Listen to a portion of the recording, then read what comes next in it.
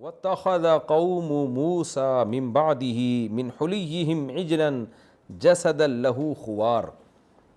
اور ٹھہرا لیا موسیٰ علیہ السلام کی قوم نے موسیٰ علیہ السلام کے جانے کے بعد ان کے زیورات میں سے، یعنی اپنے زیورات میں سے ایک بچڑا، جسداً جو جسم والا تھا، لہو خوار اور اس میں آواز تھی۔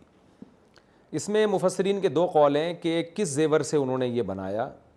ہوا یہ تھا کہ یا تو یہ ہوا ہے کہ بنی اسرائیل نے مصریوں سے کچھ سونا ادھار لیا ہوا تھا، اب جب فرعون اپنے لشکر سمیت دریا میں غرق ہو گیا، ہلاک ہو گیا، تو وہ اس سونے کا کیا کرتے جو انہوں نے ادھار لیا ہوا تھا؟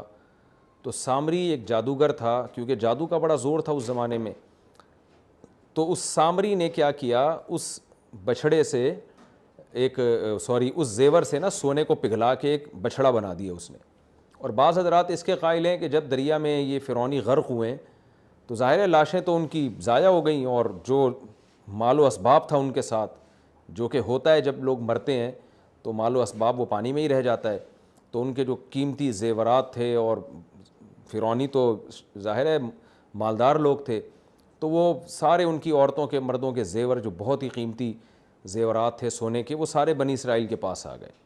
تو اب انہوں نے سوچا، اس زمانے میں مالی غنیمت کی اجازت نہیں تھی، مال غنیمت یہ نبی صلی اللہ علیہ وسلم کی امت میں اس کو حلال قرار دیا گیا ہے، اور ویسے مال غنیمت تھا بھی نہیں کیونکہ کوئی لڑائی تو ہوئی نہیں تھی۔ تو سامری جادوگر نے کیا کیا، سورہ طٰہٰ میں اس کی تفصیل ہے، فَقَبَضْتُ قَبْضَةً مِّنْ أَثَرِ الرَّسُولِ۔ حضرت جبریل علیہ السلام جو تھے نا، جب بنی اسرائیل کی مدد کے لیے آئے تو جہاں جہاں ان کا گھوڑا چلا تھا، سامری جادوگر نے اس جگہ سے مٹی نکالی۔ اب چونکہ اس میں کوئی خاص قسم کی برکت تھی، اللہ کے ایک مبارک فرشتے جبریل علیہ السلام اس طرف سفر کر کے گئے تھے، تو اس نے کیا کیا، اس مٹی کو کہیں اس سونے میں ملایا ہے اور کچھ جادو وادو کیا، حقیقت اللہ ہی جانتا ہے۔ تو اس بچڑے سے آواز آنا شروع ہو گئی، اور پھر سامری جادوگر نے یہ کہا کہ بھائی موسیٰ علیہ السلام تو ابھی گئے ہیں تورات لینے کے لیے، تو جب تک ہمارے پاس تورات نہیں آ جاتی ہم کسی شریعت کے پابند نہیں ہیں، تو اب ہم یہی کریں گے، اسی بچڑے کو فی الحال ہم خدا بناتے ہیں، اسی کی عبادت کرتے ہیں، کیونکہ بت پرستی اس زمانے میں بہت تھی، اور بنی اسرائیل بت پرستوں کے درمیان ہی رہتے۔ فرعون میں بہت سے لوگ بت پرستی کیا کرتے تھے، پتلے بناتے تھے، تو فرعونی قوم میں تو اب بت پرستی چونکہ بہت عام تھی، تو انسان جس قوم میں رہتا ہے تو وہ برائی اتنی جلدی اس سے چھوٹتی نہیں ہے، اس سے وہ مانوس ہو چکا ہوتا ہے۔ جیسے آج دیکھ لیں نا، ہندوستان میں ہم کتنے عرصہ ہندوؤں کے ساتھ رہے ہیں، تو بہت سی برائیوں کو ہم برائی سمجھتے ہیں، پھر بھی وہ ہمارے درمیان میں موجود ہیں، کلچر کا حصہ بن چکی ہیں وہ۔ تو سامری نے ان کو یہ پٹیاں پڑھا دیں کہ بھئی تم جاؤ، موسیٰ علیہ السلام تو کتاب لینے کے لیے گئے ہیں، جب تک تورات نہیں آ جاتی ہم کسی شریعت کے پابند نہیں ہیں، ہم اپنی مرضی چلائیں گے، جب آ جائے گی پھر دیکھیں گے موسیٰ علیہ السلام کیا حکم دیتے ہیں۔ اور اس نے جادو کا زور کیا، وہ بچڑے جناب آواز آتی تھی، اور وہ سارے مستنڈے بن کے اس کے گرد، جیسے لوگ بتوں کے گرد بیٹھتے ہیں ادب احترام کے ساتھ، اس طرح بیٹھ گئے۔ بنی اسرائیل میں اختلاف بھی ہوا، کچھ اچھے لوگ بھی تھے، انہوں نے منع کیا، بھئی یہ تو شرک ہے، ٹھیک ہے شریعت ابھی پوری تفصیل کے ساتھ شرعی قوانین نہیں آئے ہیں، لیکن شرک تو ہمیشہ سے حرام ہے، ہمیشہ حرام رہے گا، ہم خدا کو چھوڑ کر کسی اور کی عبادت کیسے کر سکتے ہیں؟ تو بنی اسرائیل دو گروہوں میں بٹ گئے، کچھ نے کہا ہم عبادت کریں گے، کچھ ان کو روکنے لگے۔ ہارون علیہ السلام نے روکنے کی کوشش کی، لیکن قوم ان پر غالب آ گئی، جس کا آگے تذکرہ آ رہا ہے۔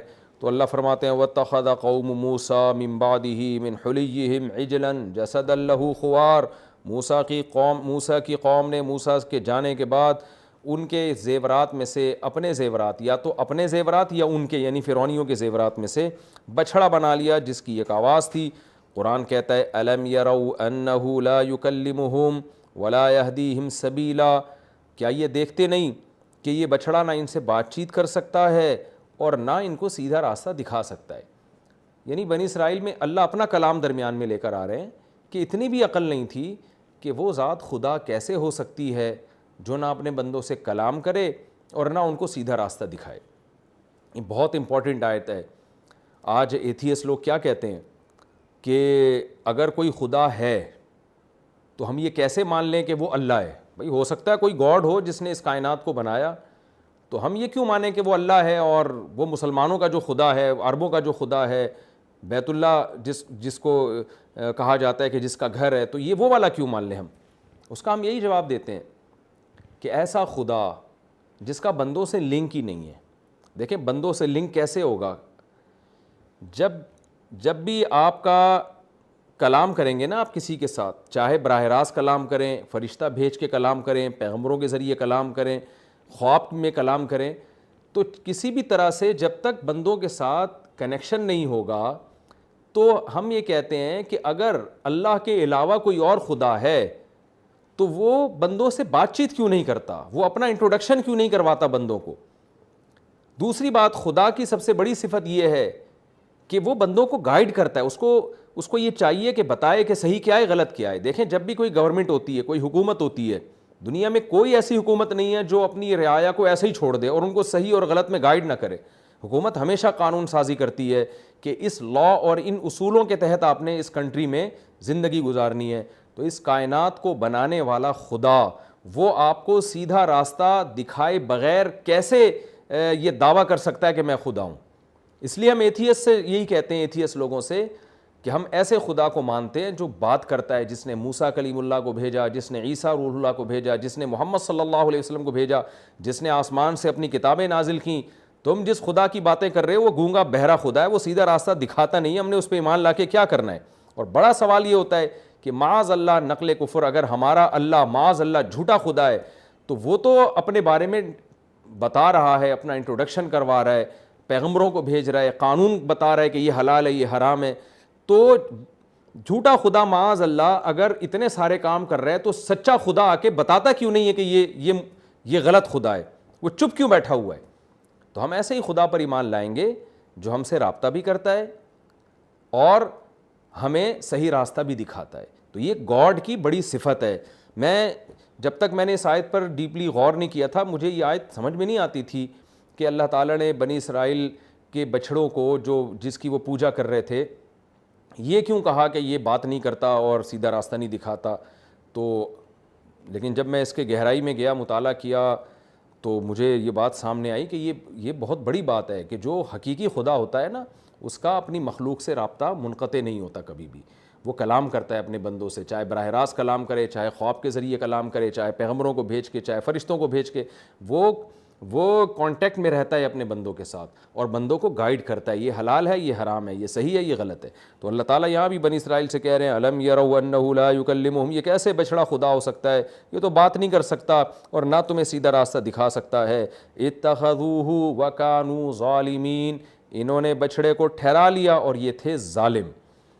ولما سقط فی ایدیہم، میں نے بتایا تھا ایک محاورے کے طور پہ یہ لفظ استعمال ہوتا ہے، سقط فی ایدیہم. جب ان کو شدید ندامت ہوئی موسیٰ علیہ السلام کے آنے کے بعد نا، جب پتہ چلا کہ سزا ملے گی اور یہ حرام کام کیا تم نے، اور موسیٰ علیہ السلام کے غضب کو انہوں نے دیکھا جس کا اگلی آیتوں میں تذکرہ آ رہا ہے، تو بنی اسرائیل کو ندامت ہوئی اور انہوں نے سوچا کہ ہم سے بہت غلط کام ہو گیا.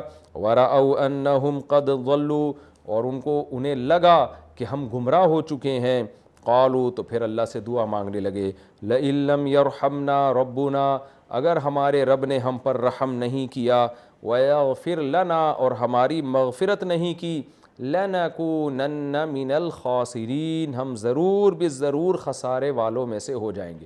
ان کو بہرحال ندامت کا احساس ہو گیا اور پھر اللہ نے ان کو یہ کہا کہ تمہاری توبہ اس وقت قبول ہوگی کہ جنہوں نے جرم نہیں کیا وہ ان لوگوں کو قتل کر دیں گے جنہوں نے جرم کیا ہے. تو چونکہ انہوں نے دل سے توبہ کی تھی، سچی توبہ کی تھی، اپنے آپ کو قتل کے لیے انہوں نے پیش کر دیا.